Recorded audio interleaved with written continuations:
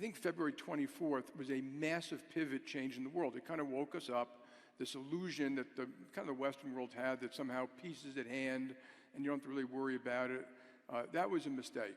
And around that immediately is, national security, is energy security, is food security. And it's perfectly reasonable that countries say, how can I protect myself by diversifying my supply chains, et cetera.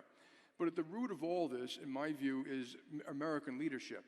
If you don't have strong American leadership, and not ugly American leadership, not our way or the highway, but just as a coalescing thing for the Western world, you're going to have chaos like you've seen in Ukraine. And this nuclear blackmail is probably the worst thing that we've seen in our lifetimes. And it's also teaching the rest of the world it's okay. So if we're not sitting here in a couple hundred years, it'll be nuclear proliferation. It's not going to be climate change. And I think we've got to be very careful how we view that kind of thing.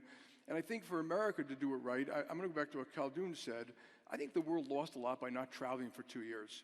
I mean, I think it's important to sit down. I had a wonderful dinner last night with people I've known here for 15 or 20 years, and how much you learn and you listen and you respond. So the American policy doesn't have to be everything our way. You could protect the Japanese rice farmer. You can learn from the rest of the world. Apprenticeship programs in Switzerland and Germany work. Okay, the carbon tax in Ireland works. There are a lot of people who have infrastructure that works. There are a lot of people they're both protecting oil and gas and they're doing solar, and it works. And so I have hope we'll do that. It's going to take a little bit of work. Saudi Arabia and the United States have been allies for 75 years.